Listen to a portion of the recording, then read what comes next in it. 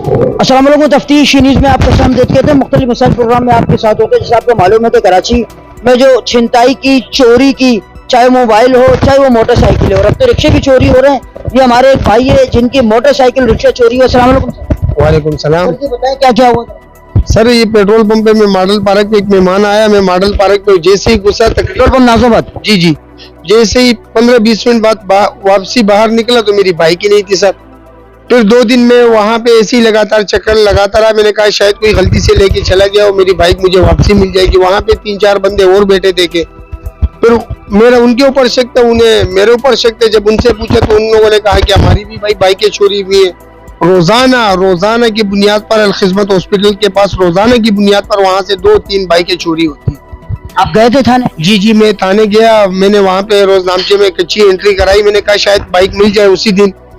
दोबारा जब मैं गया वहाँ पे एसएचओ से बात की तो उसने कहा भाई इधर तो रोजाना है, और ये भी कहा कि भाई यहाँ पे तो एक दफा टीम आई हुई थी तो वो 3 बाइकें आई हुई थी, 2-2 बंदे, उनकी भी एक गाड़ी चोरी हो गई और 3-3 बंदे 2 बाइकों पे चले गए। तो सरकारी गाड़ी भी वहाँ पे चोरी हो गई सर। सरकारी गाड़ी पे चोरी? जी। एसएचओ उसके इंसदाद के लिए क्या किया रोकथाम? सर मैं तो वहाँ पे ताने के लिए भी मिन्नतें करता रहा कैमरे के लिए। वहाँ पे जब पीएसओ पंप है वहाँ पे आए तो उसके सारे कैमरे होने, जो पंप की तरफ कैमरा था वो बंद था। वो मिले हुए हैं सर, यही हो सकते हैं। वहाँ पे सीख वाले को पकड़ा, उनको मैंने कहा यहाँ पे 3 लड़के खड़े रहते। जाते हुए मुझे शक हुआ था तो सीख वाले कह रहे कि एक बाइक पे 3 बंदे आते रहते हैं। फिर मुझे पता नहीं है, मैं जानता नहीं हूँ। फिर मैंने कहा अभी क्या करें सर, अब कराची के हालात ऐसे हो गए। अब कल की बात बता दूं, यहीं पे मेरे भाई का रक्षा खड़ा हुआ था। सुबह 2 बंदे आए और एक रक्षा लेके आया, एक ने पाँव लगा के दूसरा रक्षा लेके चला गया टोच कर। जी।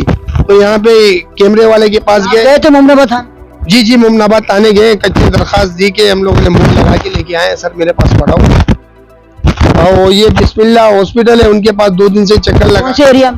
ये फरीद कॉलोनी में। उनसे कह रहा हूँ कि मुझे कैमरे की फुटेज दे दे। वो भी आजकल ऐसे ही कर रहे हैं सर। नहीं।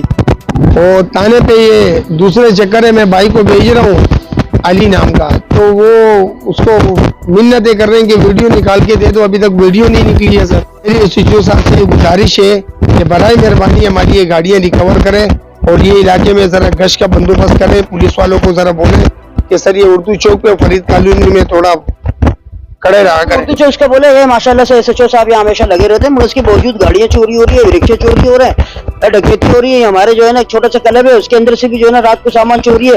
एक तो ये नशे के आदी लोग हैं। मैं एसएचओ भट्ट साहब से जो है ना छोटी सी गुजारिश करूंगा, बराए मेहरबानी आप यहाँ के एसएचओ मेहरबानी करें, इन लोगों से जो है ना हमारी जान छुड़ाएं और ये चोर डकैत वगैरह इनके ऊपर खिलाफ कोई ऑपरेशन करें, इनको अपने जो है ना मंतकी अंजाम तक पहुंचाए, ताकि हम लोग आराम से हम लोग ना मस्जिद में नमाज पढ़ने जा सकते हैं कि चप्पलें चोरी हो जाए ना। ये जो चश्मे है ये भी चिपका के रखते हैं कि ऐसे नहीं कि कहीं सजदे में गए कोई उठा के ले जाए। चप्पलें हमारी चोरी होती है, बोतलें हमारी चोरी होती है। बराए मेहरबानी हम लोग इतना तहफ़्फ़ुज़ फराहम करें कि हम नमाज तो पढ़ सके, कम अज़ कम अपना ठिया वगैरह छोड़ के आगे तो जा सके। मजीद ऐसे प्रोग्राम हमारे साथ रहेगा। तफ्तीश न्यूज़, शहनशाह पानी।